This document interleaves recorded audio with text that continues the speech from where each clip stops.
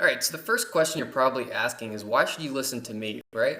Well, again, I'll give you a little bit of background. My name's Greg, I'm 22, and like I always say is I can't imagine working for anyone else. So I've only worked for two companies. They're both startup companies. The first one sold for almost $2 billion, and I learned a ton from there. And the second one is my own startup company. But in the meantime, I've been doing online income streams, and it's really my favorite way to make money. That's why I get so energized about telling people about these. But these three sites in particular, I pretty much pay my mortgage every month, month over month, with online income streams alone. And it kind of gives you the best emotional reward, kind of return from making money because you know you've put in the hard work in the beginning and now you're just seeing the commissions from it. And it's pretty exciting. I mean, just getting that direct deposit or the three direct deposits that I really rely on every month is a great thing.